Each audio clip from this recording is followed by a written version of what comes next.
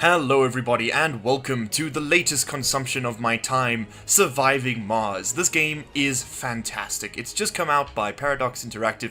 I think it released on, I want to say Friday last week, about the 14th, 15th of March. And I gotta say, right around the Ides, just in time to stab Caesar. And I gotta say, it is fantastic. There aren't many mods available for the game right now, so we're gonna just be playing, good old vanilla playthrough, new game.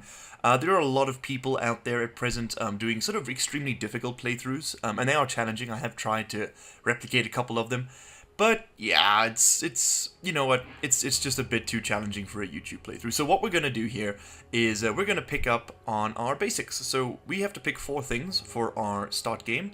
International Mars Mission is our currently selected sponsor, but we don't want to play as them. I like playing on the normal difficulty because it's still quite challenging. And I'm sort of torn often between Europe and Space Y. They're really cool. You get Church of the New Ark and Russia, and if you link your Paradox account to the game, you actually get a final option there rather, which would be Paradox Interactive, and that's a lot more difficult. So you can see here that Russia gives us a difficulty bonus of 190%, 200% in fact.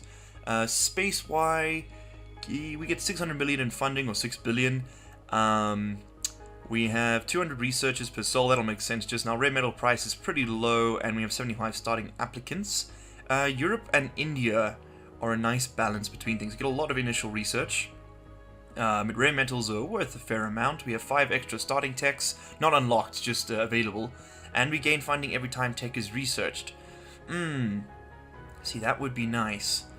India gets you started off with the low G dome right away, which is pretty awesome, and all buildings are reduced by 20%, but for that lack of research, I think we're going to swing towards Europe for this playthrough.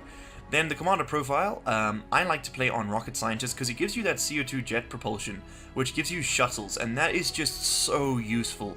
You also get an extra rocket, which is nice. The other 2 that I like to play with are hydro engineer, because you get to a new water deposit.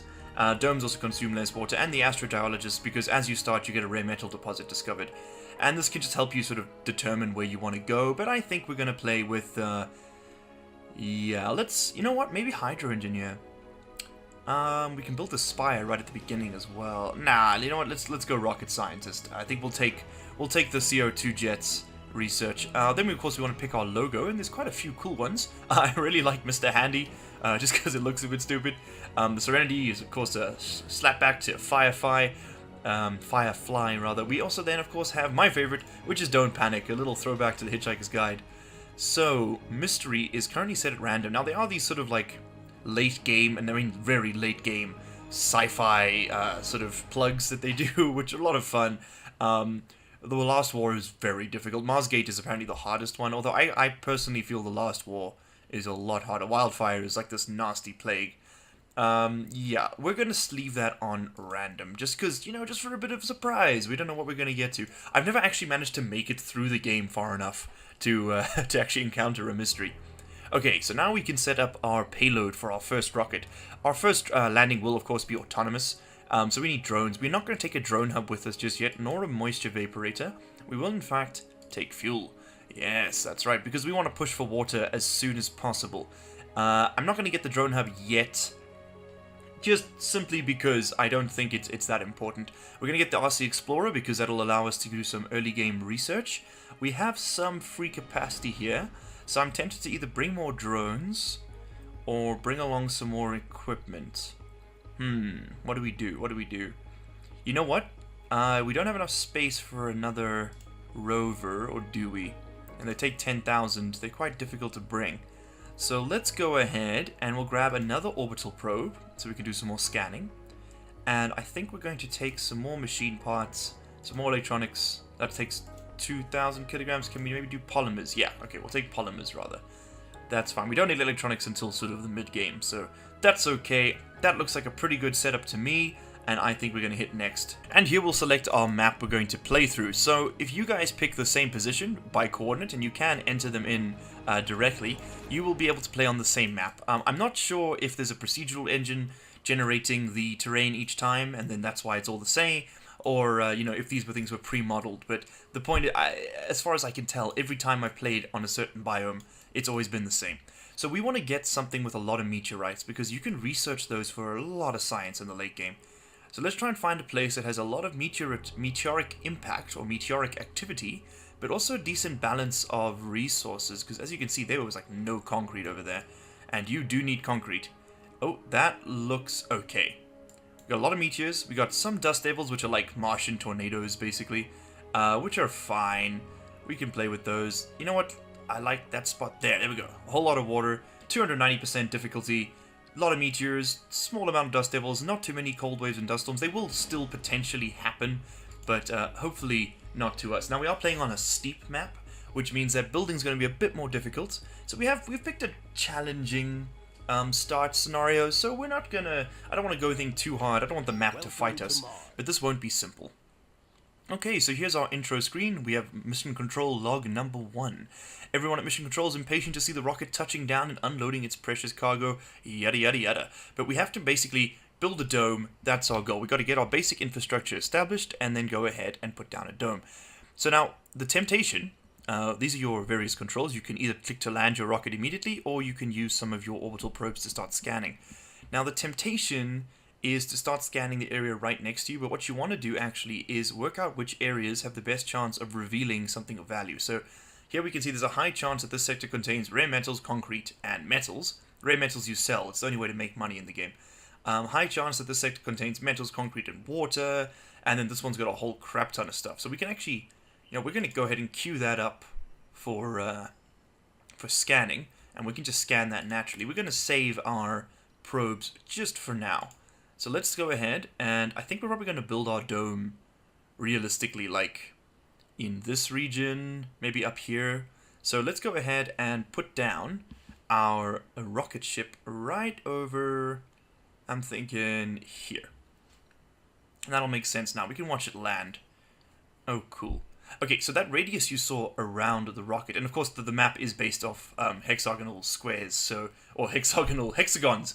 So you can only build in a grid. There's no freeform building, which I don't mind. It's really not restricting in the slightest. So this is your drone control area. So there the door flops down, and we have our RC Explorer rollout, and we're going to right away pause the game. Okay, so we also have our little drones rolling out. You can see them come. They're actually pretty cute. Let the game run while we can have a look at these guys. Aren't they adorable? Oh, they got their little wheels. They're very, very cute. I do like, and the animations, I gotta say, you can get really close up on a lot of these things in the game, and it's so well animated, and they're just taking a lot of time to look through stuff. So our RC Explorer analyzes anomalies. That's its primary purpose, and these right here are anomalies. Now, researching these key ones will unlock new tech.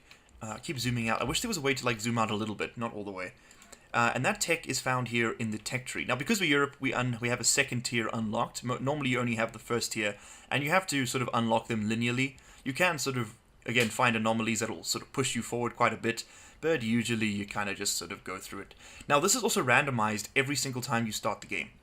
Very often, starting techs like these ones will appear in the early game. I've seen, like, low G high rise appear as the first tech 5 or 6 times. I've seen all of these ones appear in the early game 5 or 6 times.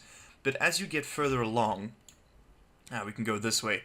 You get far more complex technologies that won't appear earlier. So there are definitely grades to the technology. There's definitely early, mid, and late game tech. And it's all randomized each playthrough, so you don't know what order you're going to get it in. But really, once you start unlocking stuff, like, it becomes pretty apparent.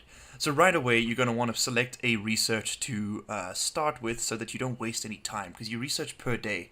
So we're going to go ahead and select the Explorer AI, which gives us an extra 100 research per RC Explorer on the map. And we have 1, so that'll push our total research up to 500 per day, which would be pretty great.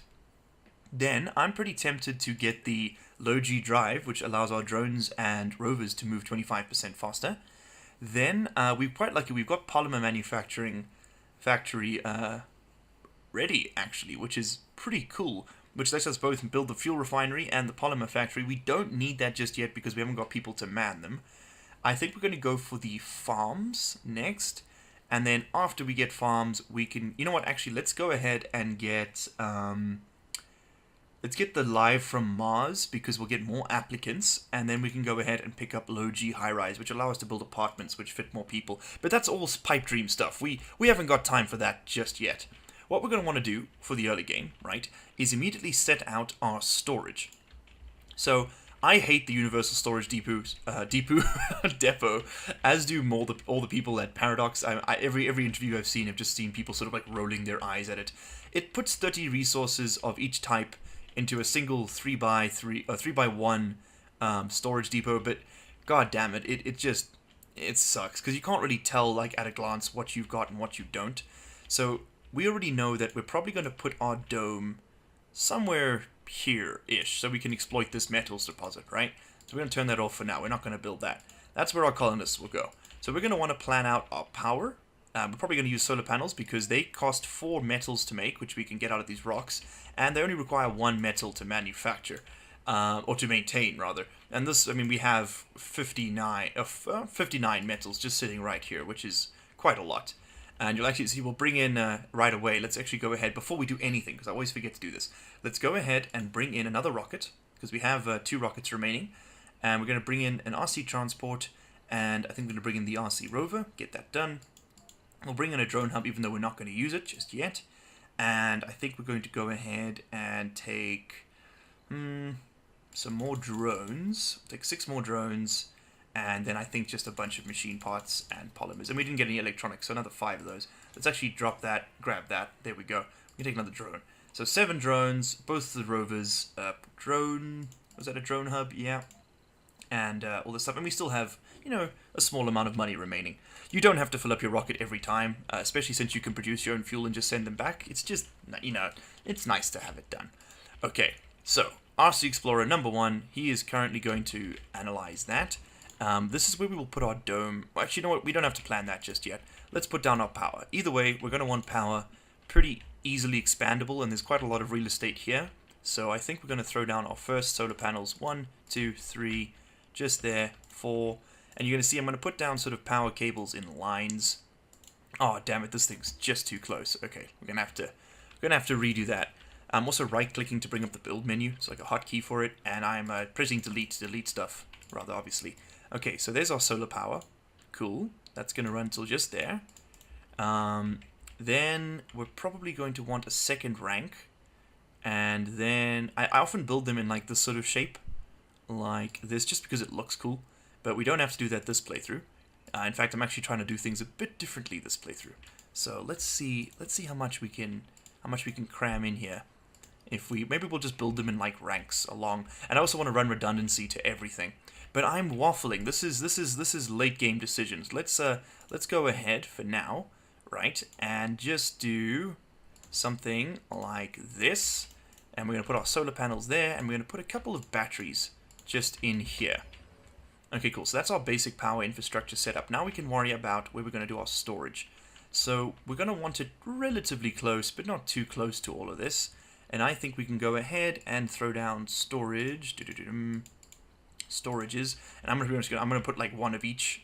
So we'll put, yeah, I think we'll do storage up in here. So we'll put 1 storage there. That's concrete. We're gonna have metals. We're gonna have food. We're gonna have rare metals. We're gonna have polymers. These are, of course, all the resources in the game. We got electronic parts, which are an advanced resource. We got machine parts, and we've got fuel. And those are our 8? Yeah, 8 primary resources in game. So that works out lovely. Universal Depot. This one does 30 of each resource, as far as I remember, except for something. No, it's 30 of each resource. Okay, cool. Okay, well that's fine. And then, of course, the final thing you may see, it doesn't cost you anything to put down those storage depots, by the way, they're free. And then the final thing you'll see is the dumping site. Now, your extractors, which pull out resources like metals and concrete, they will produce waste rock while they are doing this, and they'll also produce a lot of dust pollution. Now, dust pollution is a bit of a problem because too much of it will actually damage your structures. Like if I built a concrete extractor right here next to my solar panels, their maintenance would be far higher because they'd be constantly showered in dust, and that degrades the materials for some reason, and just a bit of a bitch. So you kind of want to build your dirty production off to one side, and you can let it all sort of pollute each other, but you want to sort of keep it separate from the rest of your stuff. We don't have to worry about that yet. It's only extractors, as far as I can tell, that produce dust. So we're going to need a concrete extractor. We're probably going to throw that down over here. And we can see on the right-hand side there, our placement's kind of important as it tells us how much we'll be able to get out of this building. You can decommission them, and then with research you can actually destroy them, the decommissioned buildings afterwards. But initially you want to try and fit as much as possible. And this is a high-grade resource, which means that it will produce less waste rock than normal. The average grade ones produce quite a lot, and the very low-grade resources just produce an absolute crap ton. And it's just kind of annoying because, you know, they can just pile it up around the buildings, but then you have to move it if you want to build there. And what is this? What is that? That's cool. Huh. Okay. Well, we've analyzed an anomaly, which has given us our first milestone. Yeah, these are all the things you want to go for, which is kind of cool. Let's have a look at our research. So what did we unlock? We unlocked transport optimization. RC transport harvests faster and has a maximum increased storage. And rocket cargo space is increased by 10,000 kilograms. That's not that important to us just yet. We're not hauling large amounts just yet, thankfully. Okay. What are you doing at present? You are still being unloaded. Let's actually go ahead and speed up the game to 3 times speed. Lovely. Is that at 3 times speed? Is that really how slow it is? Holy hell. Okay, fine. I wasn't expecting that. You can go ahead and scan that. And while we are waiting for this to happen, we can go ahead and put in a sensor tower. Now, I usually don't stash these. I usually sort of find somewhere niche to put one of these things, but I think for now I'm just gonna like stick it on this corner because I don't really know where else to put it. Cables do have to be directly adjacent to your buildings in order for this little line to come through. You can't path power through structures that are powered. It has to have their own dedicated cable running through them. And I really do like the attention to detail. This is not the cable. This is the protective shielding, and there's the cable running underneath it from this little connector. I really like the attention to detail. So we can see this drone is carrying things. Let's go ahead and get one of these built so you guys can see the voodoo they work in order to get all the buildings built. It's kind of hilarious. Okay, so if they're flashing, that means they're low on power. So they're gonna go ahead back into the ship and recharge themselves. We've got 3 out of 4 metals here, and then we got this guy, drone number 1. Oh, he's our primary alpha. He should go and grab the last bit of metal for this, perfect, and you'll watch him work his voodoo magics. Check this out. And there we go. So yes, he casts a spell of binding upon the solar panel, which will cause it to come up. Let's go ahead and set these to a higher priority. Our power accumulators, that is. Just so that we have, just so we have the power actually being stored. Because right now these are just running and nothing's happening. Oh, and our other spaceship has arrived. So let's go ahead and drop that in. Now, rockets will create quite a lot of dust pollution when they land. So you don't want to... Yeah, you don't want to get too much. You don't want to put them like next to your solar panels, or whatever, because yeah, they'll make a big old mess. So let's go ahead and drop this in. I think next to the storage, because it's going to have to unload quite a lot, and we're not going to be building up here just yet. Oh wait, shit! Isn't that where I wanted to put my dome? It is. Whoopsies! I should have put it over here. It's fine. We have our 2 new rovers and a whole bunch of drones, which is fantastic. Let's go ahead and get this rover, which is our RC transport. We can get him to load up. If we use the transport route, we can get him to load up on all the metals and drop them off right over here. And it saves our drones doing the work, which is nice.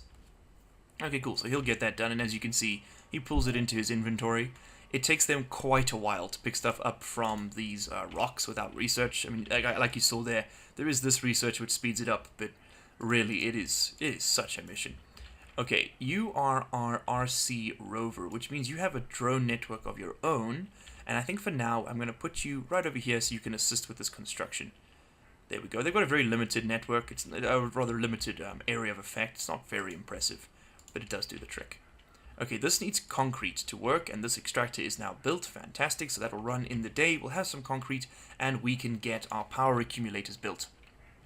Now, there are several sources of power in the game, 3 to be exact. You have your solar panels. The small ones are kind of useless, so I don't even bother with them. You do get your best, as far as I can tell, you get the best return for your metal investment with them, but because they require maintenance on their own, you have a lot more maintenance to do, in that you've got a lot more buildings that require Milestone maintaining, so it achieved. keeps your drones a Sector lot busier. scanned. Oh, good, we found water on Mars, and it's right here. Nice, nice. I was really hoping it would be. Okay, this has actually turned out to be a pretty good starting area. We've got rare metals, we've got regular metals, and we've got underground water.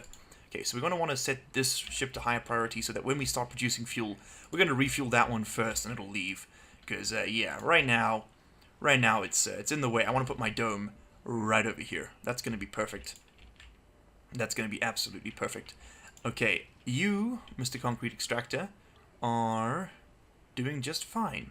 And you see, okay, that's what I wanted to get to, okay, with the power. So you got solar panels, you got wind turbines, and you got Stirling generators. Stirling generators we can't build just yet, we haven't got the tech, you can import them though.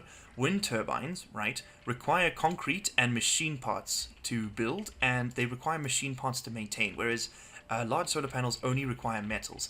And really, in the early game, metals are very easy to come by. Pretty much every sector you scan will have these sort of metallic ore rocks, which you can just pick up using your transport and drop off in your stockpile. In fact, I mean, this makes the bulk of your early game metal harvesting. I mean, like, you're not actually going to use extractors for a while because they require people to staff them. Yeah, so wind turbines are not... I'm going to try and stay away from them until we build at a higher elevation. Although this is the highest elevation on the map, isn't it? What sort of... will they get a boost? They get a 35% elevation boost. Now, that might make it worth it, but up here would be best. You can see up here, on the right, you can see under terrain, they would get a 75% elevation boost. Then they're worth building. Scanned. Then they're definitely worth building. Okay, we've completed our research. We found water on Mars. We've scanned another sector up yonder. Okay, so we just got some more rocks, and our transport should pick those up. You can see the sensor tower we built gives a percentage boost to our scanning speed. It's now at 274% the speed it would have normally been, which is really nice.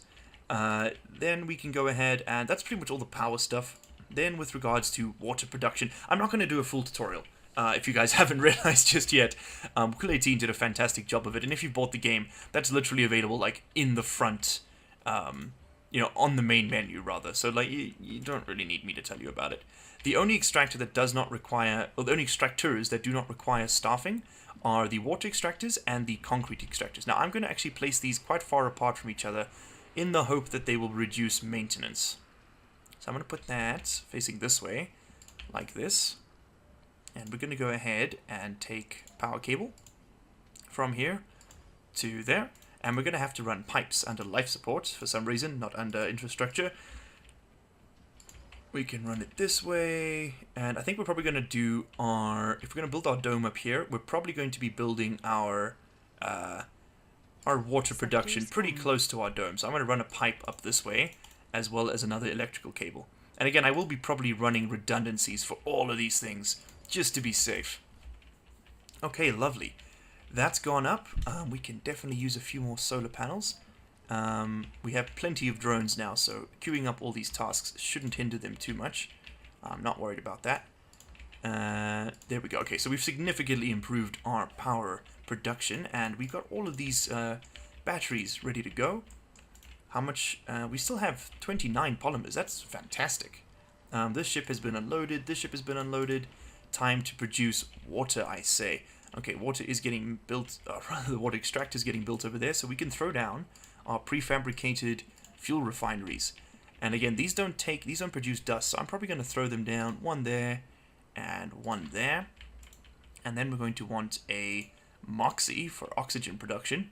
This is just getting ourselves ready for the inevitable expansion that we're going to have to go with our dome. Let's also put down a couple of drone recharge hubs over here so that the guys doing all this shipping for the materials have somewhere to charge their batteries. Lovely. Sorry if I'm stuttering today, guys. I'm a bit sick, actually, and I've got a bit of phlegm at the back of the throat, which is really gross. But I'm having to fight through it to talk. What have we got here? Our concrete extractor, as you can see, has this really nifty animation that sort of like scours up the surface. And I do like the attention to detail they've put into the tech that they're bringing into this playthrough, because, or into the game rather, not the playthrough, because this is not concrete or cement as we understand it on Earth. This is not water-based. So basically, this soil here contains a hell of a lot of sulfides, and what they're going to do is pick up all this sort of surface regolith, all the dust and the crap, which sort of, I mean, I'm not sure, I think it's this color for our sake, but I don't think it would actually be that color. It would probably be quite yellow, in fact.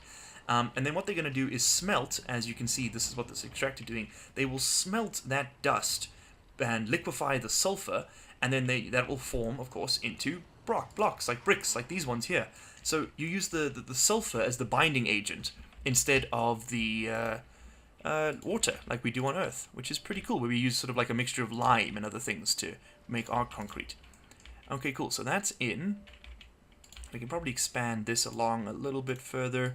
I like to just do it this way. And the reason you want multiple avenues of connection, right, is it's not just aesthetic. You actually do need to plan. I can take a cable this way. Yeah, you actually do need to plan for failures, because your lines will eventually fail. Like the cables will eventually wear down and malfunction, and then if there is only a single route to like a dome or something, that dome will lose power, and the people have a chance to die, which, which, as I'm sure you can guess, is not what you want. Can we fit any more batteries in here? 1, 2, 3. I think 6 batteries for the early game would be fine. So I just want to see how we can build out this edge just to make it look kind of nifty. So let's go out to there, across and down. And then we should be able to still get in 1, 2, 3, and a drone recharge hub right over there. In fact, we can put that in now. I tend to build these quite sort of generously. I don't mind having a lot of them around. They simply just improve your functionality. What are you waiting on here? 6 concrete. What else is taking concrete? Is this outside of the building range? Oh, it is. Oh, I didn't notice that. I'm a bit of an idiot. Okay, so that's not going to get built. Oh, we could build that actually with our drone hub if we decide where we want to put this. Because now we have a pretty good idea of where we're going to have a lot of our things. There's also water up there. Is that a better grade? Very low? What is this? Very low. Okay, they're both awful. So, yeah, we might exploit 2 separate water deposits, but we already built the pipes for this one, so whatever. Let's go ahead. Actually, no, we're not going to do the drone hub just yet. We'll just move the extractor. So, let's put the water extractor right over. I know I wanted to keep it away from that, but it has to be within the working area, so unexplored sector, no cable connection. Are you too far from working drone commander there? Can I put you on this side, perhaps? Yeah, over there. It's not perfect, but it'll do. Let's also quickly just salvage some of these pipes. Don't need it going that far. There we go. Coolio. Alright, and there we go. Now the drones will go and build it. Beautiful. Okay, that should happen pretty quickly as well. Yeah, there we go. And the voodoo is being cast. And we've got a water extractor. Yeah, and the hole is immediately dug. I'm surprised it doesn't form part of the animation. Okay, so at present, this thing can only produce 3 water because this is a pretty low grade resource deposit. So I forgot to mention that, sorry, that this actually affects the rate at which you can produce material, the grade of the thing. So, you know, a high grade water deposit would be like 5 a day, but 2 isn't bad, like, or 3 in total isn't bad. You need connection. We're probably going to want to... We can actually just turn the Moxie off for now. We don't need it working. And our fuel refinery should be going 12 per day. That's perfect. And yeah, this will get refueled in... Well, 5 days for one, so 2.5 days. So 5 days to refuel both of these, 5 souls. Which might allow us, actually, to make our Sol 15 deadline for our dome construction. But we are close to time for this episode. And I'm actually kind of tempted to call it here. We could build this here.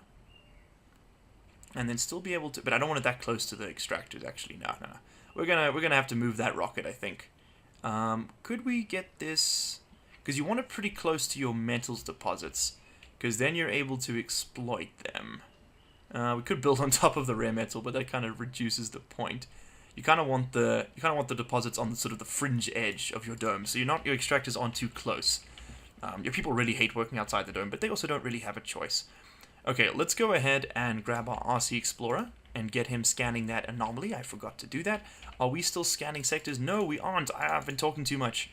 Okay, so what's going to happen now is I'm going to actually let the game run in the background a little bit, and I will bring you guys back for the next episode once our rocket is fueled up and ready to roll, and we can place down the blueprint for our dome. So if you enjoyed the video, hit that like button. If you didn't, hit that dislike button, and as always, subscribe. I'll see you in the next one. Cheers.